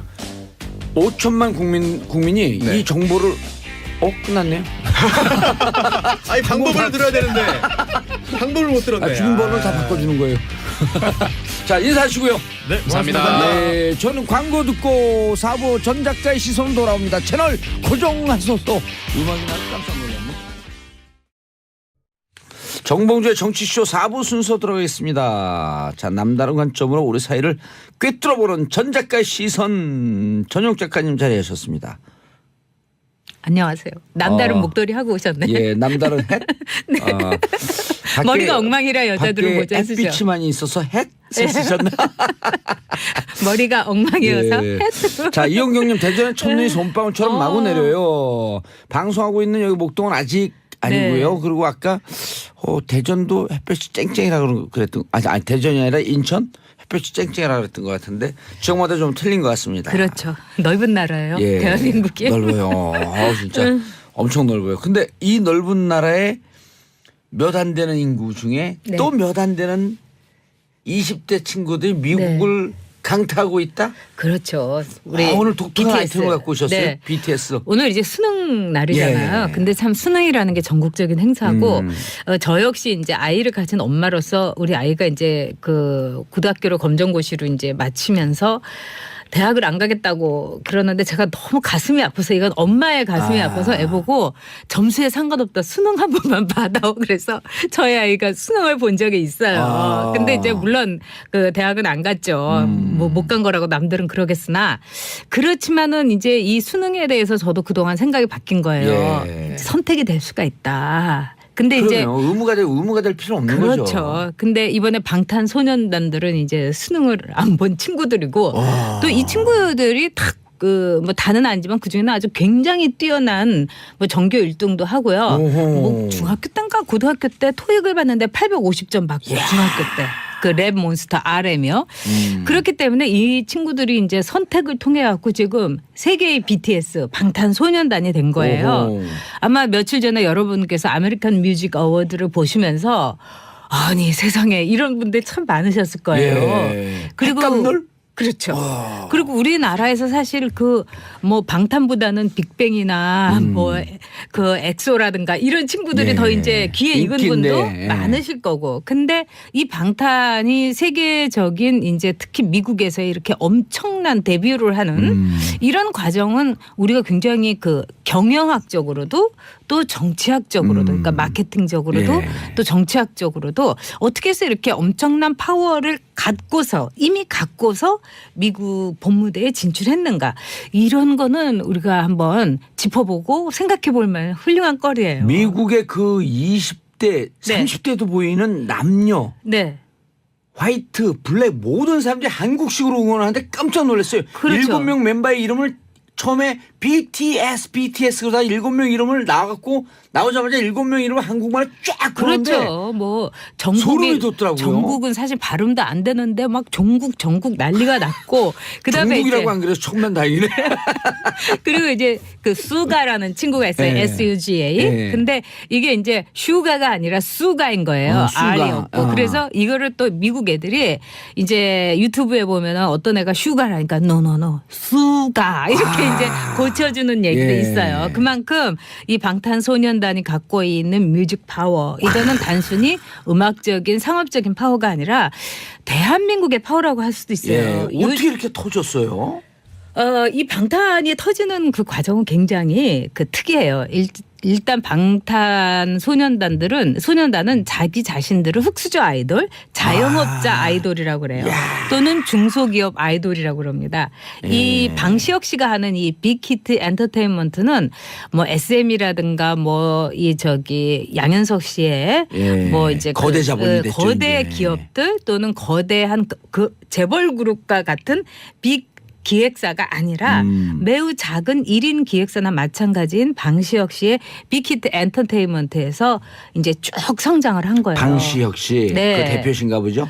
굉장히 유명한 분이에요, 이분이. 탁현민 씨하고도 친하다고 그러대요. 네. 근데 이 사람이 이제 말하자면은 뭐 서름도 많이 당하고 이러면서 세계적인 그룹을 한번 내가 키워보겠다. 이래 가지고 방탄의 SNS를 통해 가지고 그 외국에다가 개인 SNS도 많이 활용을 하고 이래서 오히려 방탄의 국내 팬보다는 외국에 있는 친구들이 그걸 먼저 알고서 그 방탄 노래가 나오면 그걸 막 그 스페니쉬로 또는 포르투갈로 또는 뭐 영어로 뭐 일어로 뭐 중국어로 해가지고 이미 자막을 입혀가지고 다시 유튜브로 올라오는 거예요. 이래가지고 한번 이들의 춤과 또 이들의 노래를 보면은 다들 이제 반하게 되니까 그게 그냥 순식간에 퍼지고 그래서 거의 7년 만에 성공이다 이렇게 보는 거죠. 데뷔한 지 7년 됐어요? 그렇죠. 거의 7년이라고 그러니까 봐야죠. 우리 귀에 준비 기간부터. 익숙해진 지가 오래됐는데. 네, 그렇죠. 그래서 이제 이 방탄소년단이라는 이름을 제가 처음 들었을 때는 좀 약간 무슨 방탄? 그래서 방시혁이 탄생시킨 아이돌 그룹? 뭐 이렇게 보는 분도 있고 또 얼마 전에 이제 김은국 씨는 뭐라고 그랬냐면 방탄조끼를 입은 소년 아이돌이다.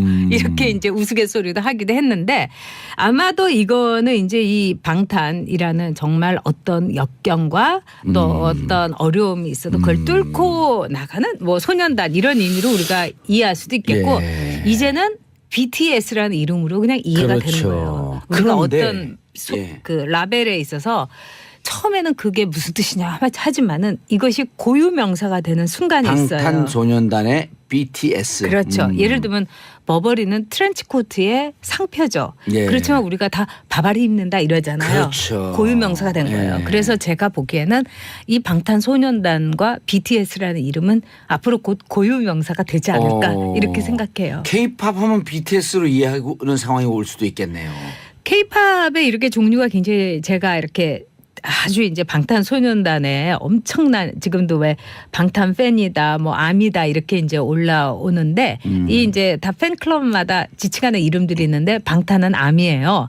네. 근데 이제 아미? 네. 이게 이제 뭐 제가 보기에는 이제 친구라는 프랑스어에서 온 것 같기도 하고 또 아미라는 군대 용어처럼 정말 방탄 아미 막 우리 이렇게 군인이다 함께. 그렇죠. 동지. 그런 게 이제 올 수 있는 건데 이 방탄소년단의 이런 이 활동이나 이런 거는 아주 이 이유가 분명해요. 이들이 성공한 데는 실패한 데는 이유가 잘 모를 수도 있어요. 사실은. 그렇지만 성공한 데는 분명한 이유가 있어요. 분명한 이유가 있는 아이돌이다. 이렇게 볼 수 있죠. 알겠습니다. 자, 샵 1035 전 작가의 시선과 함께 하는데요. 오늘 따끈따끈하고 트렌디한 아이템을 갖고 오셨어요. 김현정님 31살 방탄팬 아미입니다. 통해요. 우리 방탄 너무 자랑스럽습니다. 우리 방탄 성공할 줄 알았어. 크크. 맞아요. 그러네. 우리 방탄이란 말이 딱 꽂히네요. 네. 우리 BTS. 네. 근데 세계의 BTS죠 이제. 음악이 좋은가요? 일단 음악 노래를 잘하고 그다음에 이제 일곱 명이 다 칼군무라고 해갖고 예. 네 아니요 7명이 다 잘하진 않아요. 거기서 이제 뭐 랩 담당이 있고. 네 그렇죠. 예. 2명은 또 이제 자기는 이제 춤 너무 못 춘다 이래가지고 양날개라는 이제 애칭을 갖고 있는 두 친구도 있고 그런데 기본적으로 댄스와 이 음악 전달력 예. 이 실력이 매우 뛰어나고 굳이 이제 말하자면은 마이크로 직접 노래할 수 있는 능력이 있는 거죠. 다들 이제 립싱크하지 않고. 그렇죠. 그리고 오. 이제 두 번째로는 아메리칸 어워드 거기서도 립싱크 안 했나요? 아는 거예요.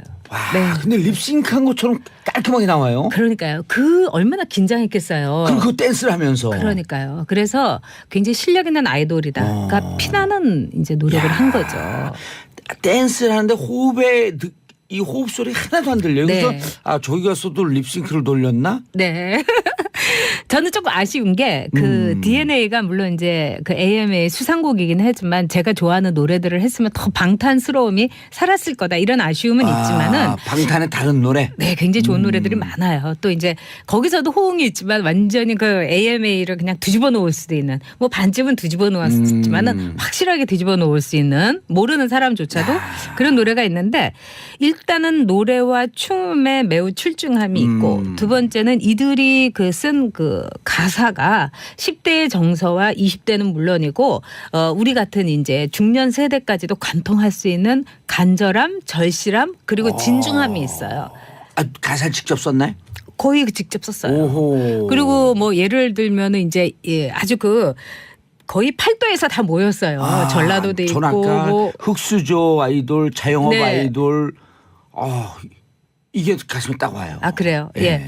근데 전국에서 모였는데 이 친구들한테 제가 감동한 거는 꼬인 게 없어요. 그리고 지역 감정도 없어요.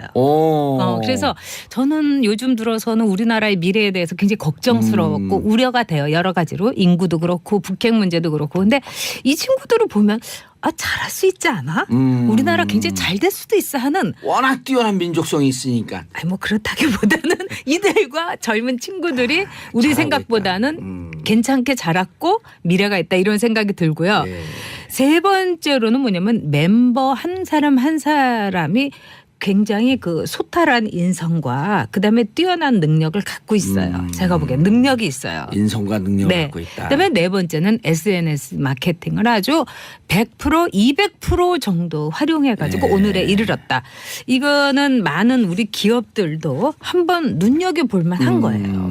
앞으로 이제 물건을 팔려면 어떻게 팔아야 되나 이런 생각도 할 필요가 있죠. 예. 네. 정경숙님 40대 아줌마 아미입니다. 자식이 매달 딴 것 같은 자랑스러움을 느낍니다. 맞아요. 사랑하는 방탄. 이희경님 중딩 울딸이 죽고 못 사는 방탄. 이해 못했었는데 이젠 제가 더 찾아보네요. 역시 실력이 성공한다는 기쁜 사례입니다. 맞아요. 야, 진짜. 실력. 그러니까 네. 노래, 춤. 네. 그리고 실력이에요. 인성. 네. 그리고 인성이 더 덧붙여 있다 그러니까 너무 좋네요. 그렇죠. 봉도사가 뭐 다른 거 몰라도 인성은 좋잖아요. 갖고 있는 게 인성밖에 없습니다. 아니요, 실력도 잘 방송 잘하세요.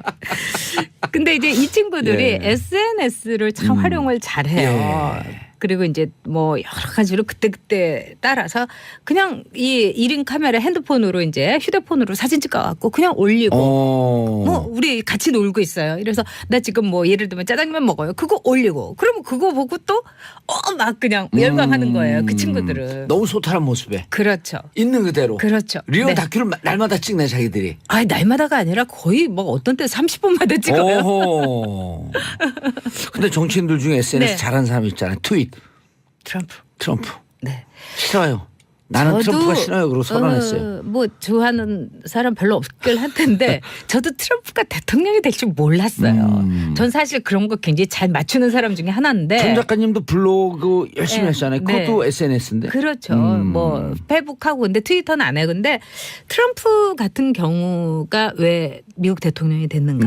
마크롱이 어떻게 프랑스에서 이렇게 대통령이 됐는가? 아까 이 권력을 잡았는가?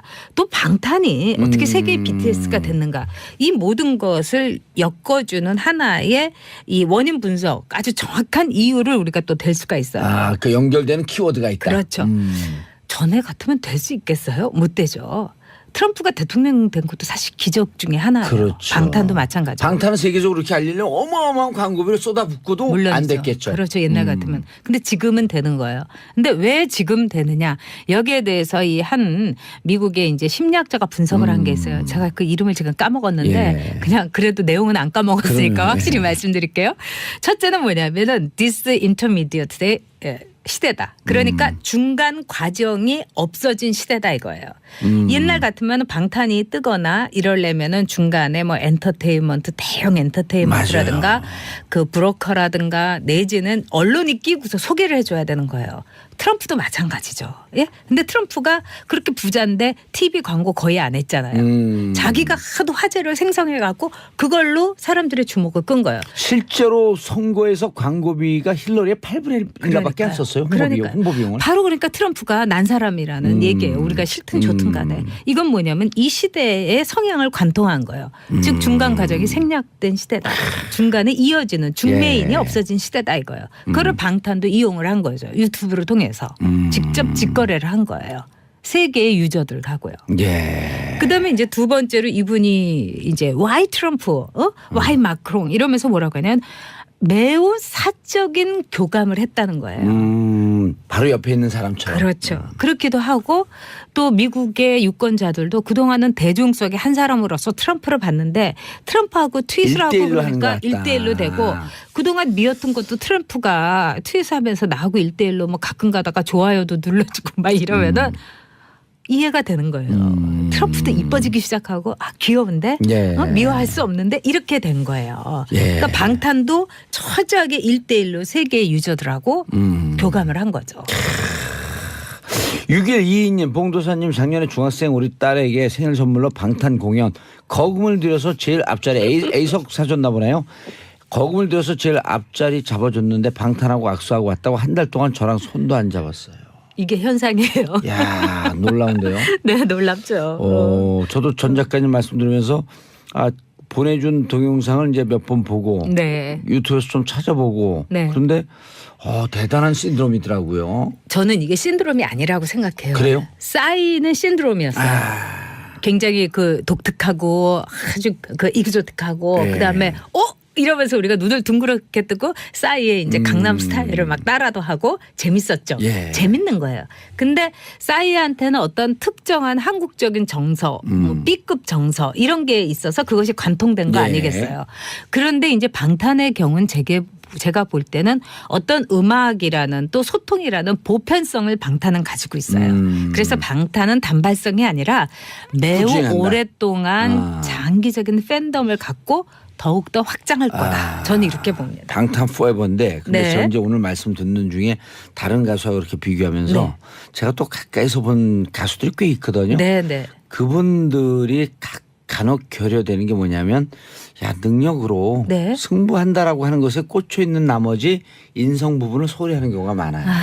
네, 네. 근데 네. 이게 인성이라고 하는 것도 타고난 인성도 있지만 본인이 끊임없이 그것을 개발하고 지키려고 노력할 때 만들어지는 거거든요. 그럼요. 네. 아니 선천적 인성이 좋은데 그걸 후천적으로 망가뜨린 사람도 있는가 하면 있어요. 선천적으로 안 네. 좋은데 끊임없이 갈고 닦으면서 네. 그래서 방탄소년단의 인성이라고 얘기하는데 탁 이게 느낌이 오네요. 이 친구들은 제가 보기에는 정말 구김살이 없고 그다음에 열등감도 없어요. 이 친구들 중에서 영어를 잘하는 사람은 그 랩 몬스터 요즘 RM으로 이름으로 바꿨는데 그러니까 이니셜로 바꿨는데 이 친구가 영어를 굉장히 잘해요. 그리고 또 노력도 많이 하는 것 예. 같아요. 근데 이번에 이제 아메리칸 뮤직 어워드 끝난 뒤에 막 인터뷰를 하는데 이 친구가 이제 통역도 해주고 그래요. 하지만 통역을 하는 이 친구가 절대로 자기가 영어 잘한다고 뭐 내가 되지도 않고. 앞장서야지 그런 것도 없어요. 그리고 또 나머지 방탄 멤버도 그냥 자기들이 아는 영어 단어 꿰가지고 예. 알아들어라 그렇게 얘기를 하는 거예요. 근데 그 자연스러움 어떻게 보면 거기서 우리가 모르게 미묘한 영어라는 권력을 가지고도 또 어른들은 쪼잔하게 또 막 예, 그러잖아요. 맞아요. 영어 좀 얘네들은 한다고. 그런 거 없어요. 그리고 저는 그 아메리칸 뮤직 어워드에서 정말 제 후배가 그랬어요. 변방의 언어로 미국을 이렇게 사로잡았다 이러는데 한국어로 막 얘기를 하잖아요. 예. 노래하잖아요. 저는 그것도 참 감동적이었어요.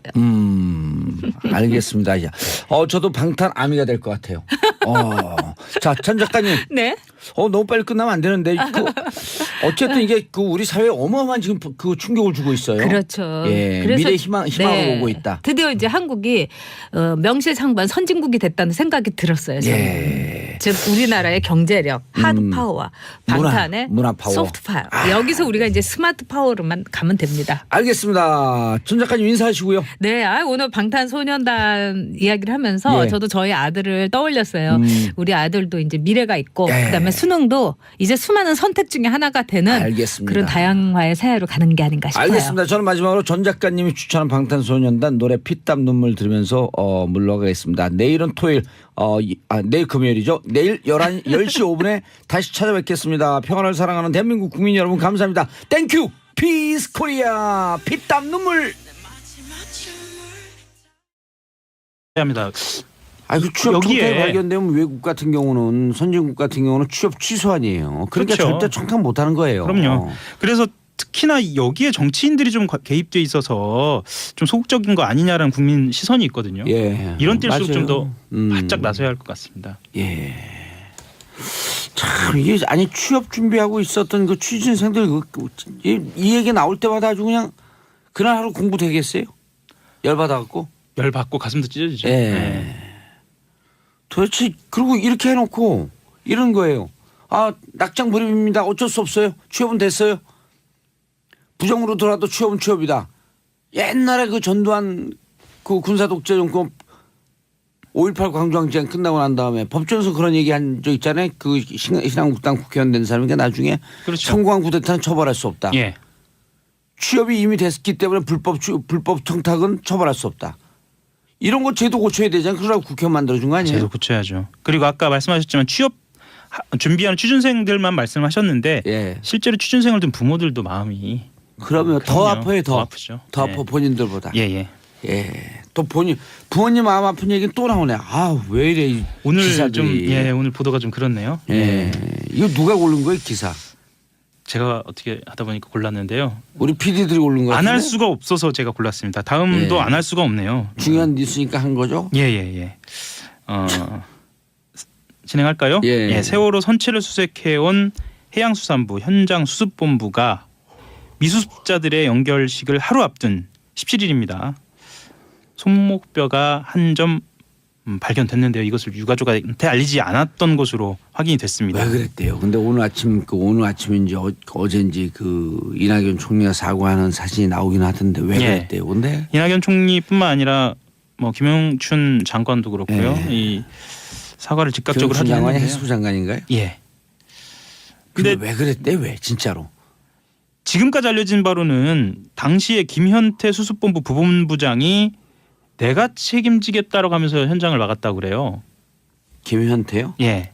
왜 뭘 책임진다고? 사실 수습본부 부본부장 직급이 3급이거든요. 3급이면 물론 이제 낮은 직급은 아닙니다만 이런 국가적인 엄청난 일을 막을 만큼의 직급으로 보이지는 않거든요. 그러니까 뭘 책임진다는 거 왜 막았대? 이 사람 한번 좀 불러봐야 될 것 같아요. 지금 상황에서는 적절하게 지금 조사가 돼 있지 않기 때문에 추정할 수밖에 없는데 당시에 이제 그 연결식이 예고돼 있었고 예. 전남 목포 신항에서 세월호 가족들이 떠나는 것으로 돼 있었거든요. 나오면 안 떠난다. 그렇죠. 그걸로 보입니다.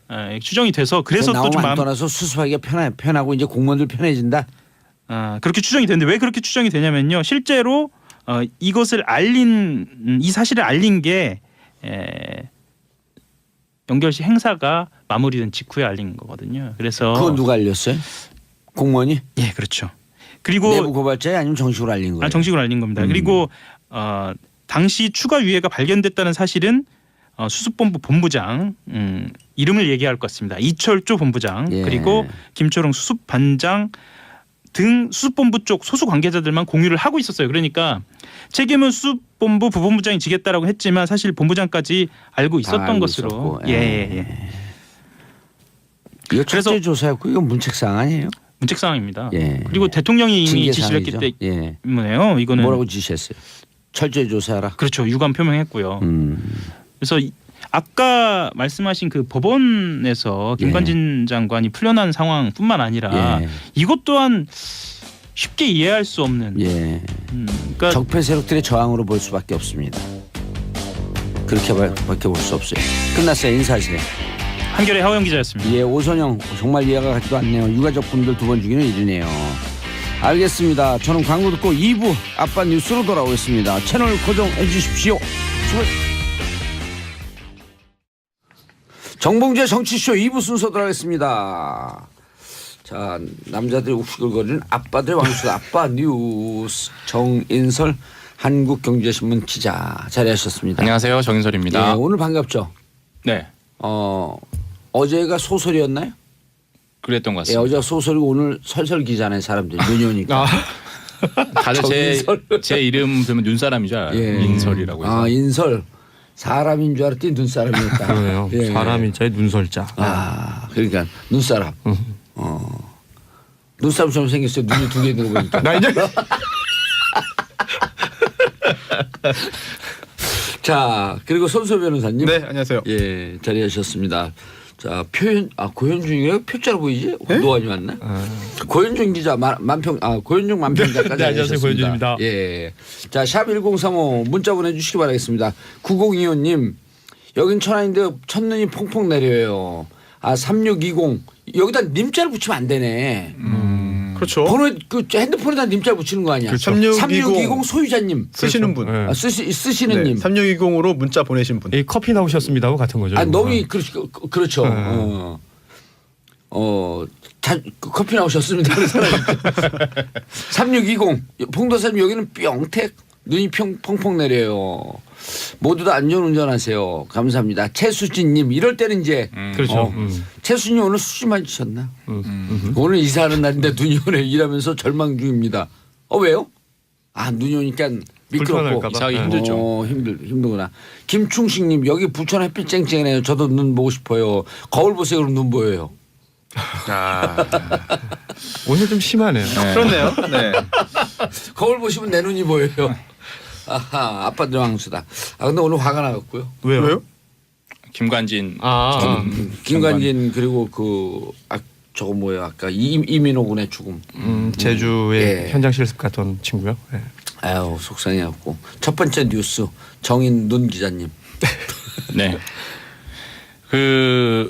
어제 다 보셨을 거예요. CCTV 예. 기순한 JSA를 통해서 기순한 그 북한 병사의 동영상을 봤을 텐데 저는 바로 등 뒤에서 한 그렇죠. 2m, 3m 앞에서 그 조준 사격을 하는 그 장면을 보고 정말 다들 놀랐을 거예요. 그럼에도 불구하고 그때 못 맞힌 것 같아요.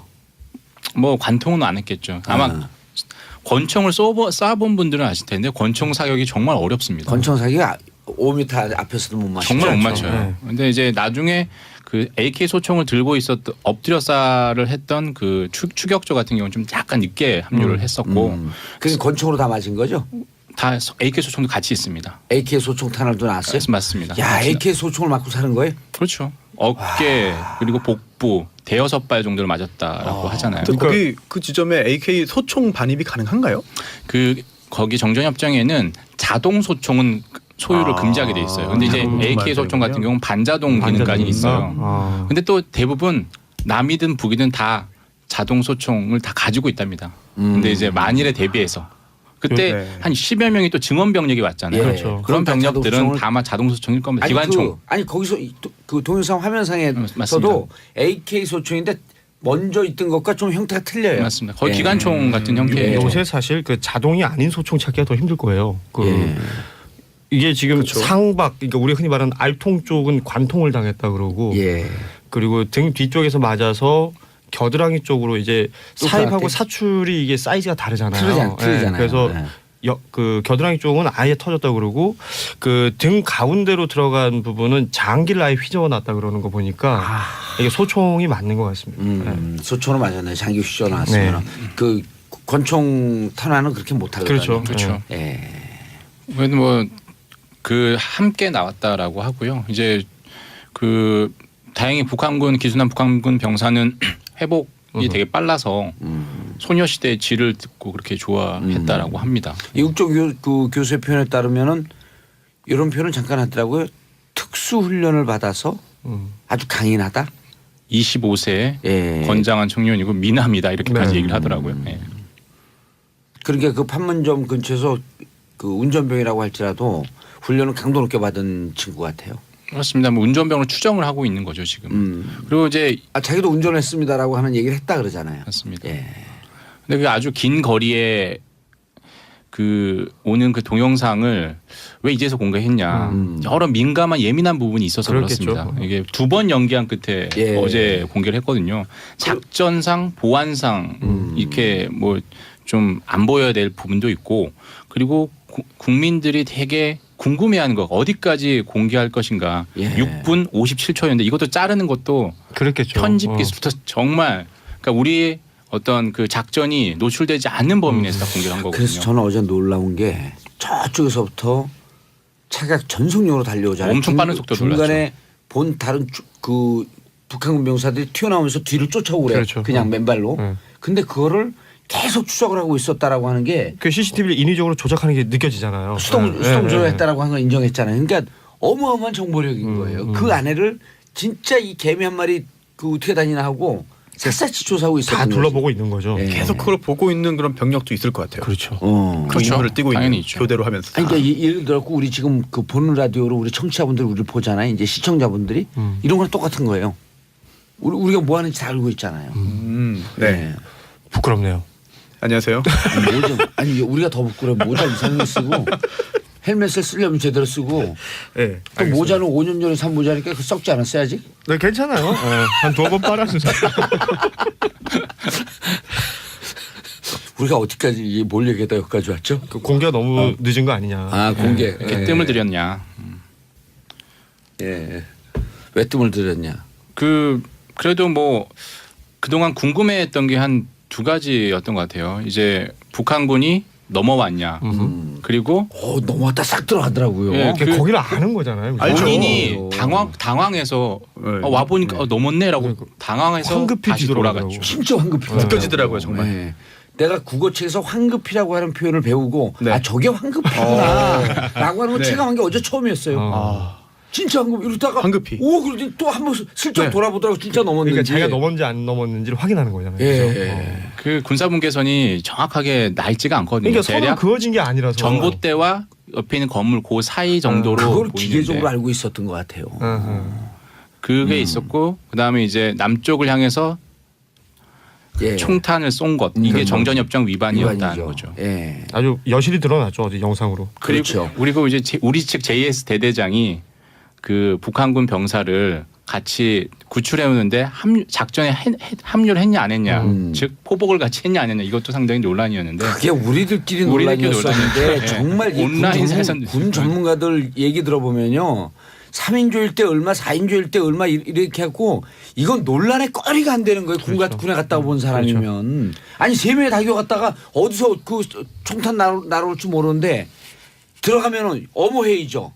그럼요. 후방에서. 오히려 대대장이 정말 앞장서서 포복을 했다면 그게 대대장의 그게 더 임무를 문제예요. 제대로 안 한 거죠. 예. 네. 다 각자 역할과 임무가 있는 건데. 그럼요. 사람들이 따라 해야 그러니까 대대장이 진짜 포복했고 하게 되면 뭐 처음엔 잘했다 그러면 좀 지나면 대대장이 정봉준가 그래요. 왜냐면 관종? 그리고 또 일부 언론에서 이렇게 말했습니다. 제보를 받았는데 예. CCTV 영상 또 TOD 영상에 대대장이 안 보인다라는 보도도 있었는데 그게 뭐 그렇게 관심사 있고 어느 언론이 밝혀 SBS 아니고. 네, 아닙니다. 네. 확인해 보니까 실제로 동영상에 등장을 하죠. 뒤에 있잖아요. 네, 뒤에. 어머하는 뒤에서 것까지 영상이 어머하게 있었기 보이죠. 때문에 그 예. 부분은 약간 잘못된 내용의 보도가 있었던 것이고요. 예. 또 처음에 그런 논란을 군이 또 야기한 측면도 있습니다. 그렇죠. 왜냐하면 함께 포복을 해서 특히나 우리 아이들을 보낼 수 없어서 내가 갔다. 뭐 이런 고말 때문에요. 실제로 네. 그 말을 했는지 모르겠는데 그런 보도가 나오면서 이게 영웅담으로 또 이제 만들어지고 그러자 아차 싶었는지 그게 아니라 현장에는 있었다라는 말로 한번 바꾸고요. 결국은 이런 논란을 자초한 측면도 있죠. 그러니까 군이 기존의 그 신뢰를 많이 잃고 있다는 거예요. 이건 군이 했던 그게 말을 아니 신뢰를 네. 잃고 있으니까 조금 신뢰를 회복하려고 네. 드립을 날려다 보니까 그게 더 정확하게 일파만 해야죠. 커진 거예요. 사실대로 말해야 되는데 그러니까. 약간 살이 붙으면서 예. 약간 좀 오해를 더 샀죠. 멋있게 네. 만들어지다 보니까 나중에 오히려 더 그게 또 화가 되는 것 같습니다. 예. 그럼 우리도 오늘 살은 붙지 말고 뼈만 얘기할까요? 가능하시겠어요? 아니 이미 손소 변호사 살을 많이 붙여. 그런가요? 네. 아까 우리 살 얘기했잖아요. 거기에 네. 나는 설렁탕. 그렇습니다. 자, 근데 북측에 항의해야 되는 거 아닌가라고 하는데 이거는 우리가 할 얘기가 아니잖아요. 아니 항의를 하고 이제 재발 방지 대책에서 회의를 하자라고 했는데 네, 정전협정위원회에서. 그렇죠. 네. 근데 이미 북한은 정전 협정을 무효를 선언했거든요. 2013년에. 그리고 또 흔히 얘기하는 한 라인 있잖아요. 전화, 직통 전화 이걸 끊었습니다. 그렇죠. 그래서 지금 어제도 당신네들 유엔협정 군사협정 정전협정 위반이라고 육성으로 얘기했고 그걸 이제 어디에 북한 마이크를 통해서요? 그렇죠. 원래 학성기를 통해서 하다 어제는 그냥 바로 예. 사이가 얼마 안 되니까 육성으로 네. 얘기했고 그걸 비디오로 찍어가서 니들은 들었다라는 걸 서로 이제 입증을 한 거죠. 그러니까 우리 듣는 청취자분들께서 이게 남북 관계 이렇게 통으로만 이해하지 마시고 어떻게 이해해야 되냐면 지금 우리가 북하고 무슨 뭐 얘기하려고 그러잖아요. 그럼 확성기 있잖아요. 거기다 대고 얘기해요. 야, 이거 참 이명박근혜 정부 때 한 라인 다 끊어버린 거예요. 그러니까요. 그러고 와서 지금 뭐 외교가 어쩌고 안보가 어쩌고 그 9년 동안에 5.23 조치 그 김황자 씨인가 이완 네. 박광자. 박광자 두 개 다 한 거예요. 박광자 씨 죄송합니다. 박광자 씨 피납 그 피살 네. 피격 사건 이후에 5.23 조치하면서 끊었잖아요. 그래도 전두환 노태우 때도 한 라인이 있었잖아요. 그렇게 끊어지지 않도록 유지해야 되는 게 사실 유지해야죠. 의무인데 그럼요. 그거조차 못했다는 거는 실패죠. 당시 정권에. 그 정권도 아니라는 거죠. 남북 관계의 나라가 파탄을 야기한 거죠. 아휴 그러고 나서 뭐 진짜 앞에서 얘기할 때 얼마나 민망했었게 이게 나라냐라고 하는 그 말한 사람도 생각이 났을 거거든요.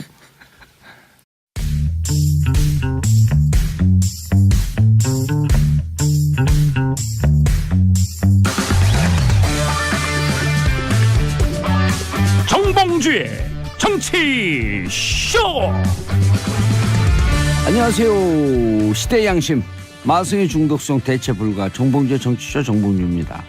자 지금 이 시간 여러분이 가장 많이 찾아온 실시간 검색어는 김관진 전 국방장관 석방 법원 방어권 보장 필요하다.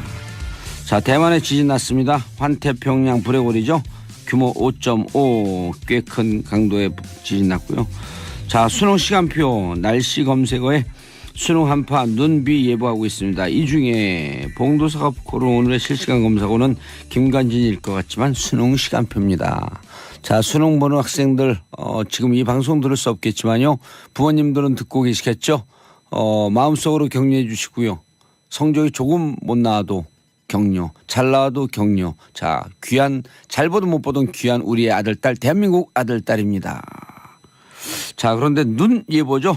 눈과 관련된 노래 진우의 엉뚱한 상상 듣고 1부 들어오겠습니다. 채널 고정하소서.